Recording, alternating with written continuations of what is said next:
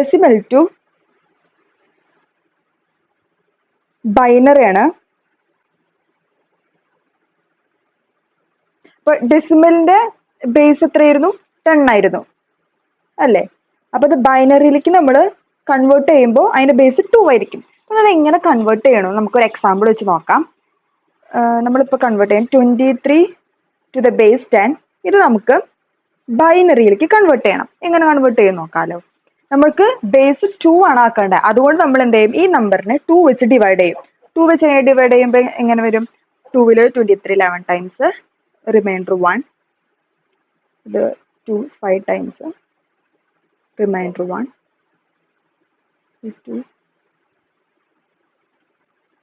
2 times, reminder 1.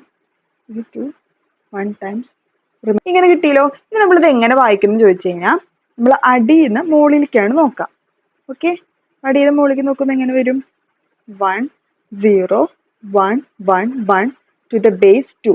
അപ്പൊ ഇതാണ് നമ്മൾ 23 ടു ബേസ് 10നെ നമ്മൾ ബൈനറിയിലേക്ക് കൺവേർട്ട് ചെയ്യുമ്പോൾ എങ്ങനെ വരും നമ്മുടെ ആൻസർ? 1 0 1 1 1 to the base 2. നമ്മുടെ ഈ 1 എന്ന് പറയുന്നതുണ്ടല്ലോ, ഇതാണ് നമ്മുടെ MSB. MSB എന്ന് പറഞ്ഞാൽ എന്താ? Most significant bit. ഇനി ഈ ലാസ്റ്റത്തെ 1 ഉണ്ടല്ലോ, ഇതാണ് LSB, അതായത് ലീസ്റ്റ് സിഗ്നിഫിക്കൻറ്റ് ബിറ്റ്. ഓക്കെ, അതൊന്ന് നോക്കി വെക്കണം. ഇനി നമുക്കൊരു ഫ്രാക്ഷണൽ പാർട്ട് വരുമ്പോൾ എങ്ങനെയാണ് ഡെസിമലിൽ നിന്ന് ബൈനറിയിലേക്ക് കൺവേർട്ട് ചെയ്യാൻ നോക്കാം. ഒരു എക്സാമ്പിൾ പറയാം. 0.73 ടു ദ ബേസ് 10. ഇത് നമുക്ക് ബൈനറിയിലേക്ക് കൺവേർട്ട് ചെയ്യണം. നോക്കാം. മുമ്പത്തെ ക്വസ്റ്റ്യനിൽ നമ്മൾ എന്താ ചെയ്തേ? നമ്മളൊരു ഫ്രാക്ഷണൽ പാർട്ട് ഒന്നും ഇല്ലാത്തൊരു നമ്പറിനെയാണ് ബൈനറിയിലേക്ക് കൺവേർട്ട് ചെയ്തത്. അപ്പൊ നമ്മൾ ഡിവൈഡ് ആണ് ചെയ്തത്.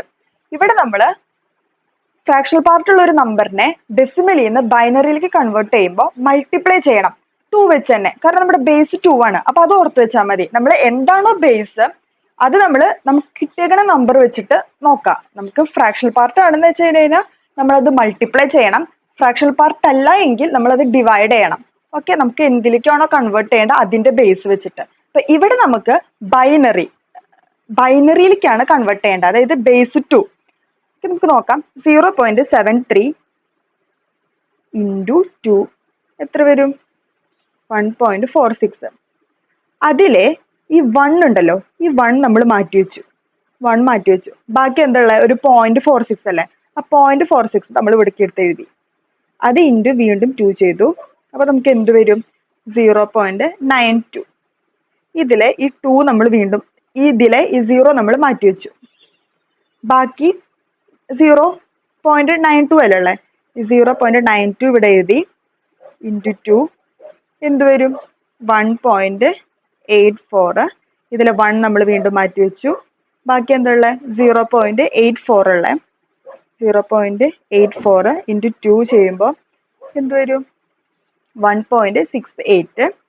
ഇതിലെ 1 നമ്മൾ മാറ്റി വെച്ചു. നേരത്തെ നമ്മൾ അടിയിൽ നിന്ന് മുകളിലേക്കാണ് വായിച്ചത്. പക്ഷെ ഇവിടെ നമ്മൾ മുകളിൽ നിന്ന് അടിയിലേക്കാണ് വായിക്കുക. ഈ മാറ്റി വെച്ച നമ്പേഴ്സ് ഉണ്ടല്ലോ, അത് നമ്മൾ എടുത്ത് എഴുതുമ്പോൾ എന്ത് വരും?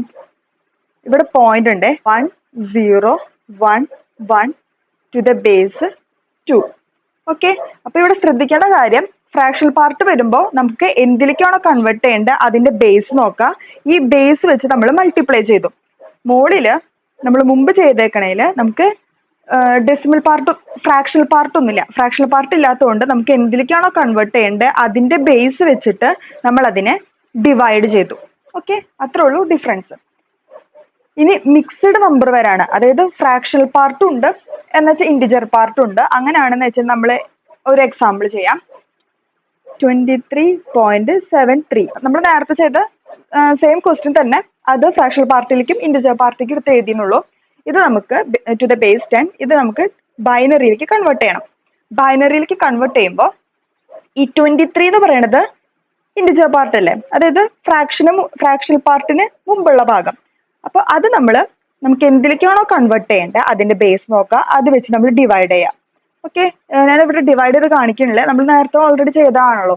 അത് കാരണം അത് ഞാൻ നേരെ എടുത്ത് എഴുതുന്നു. 1 0 1 1 1.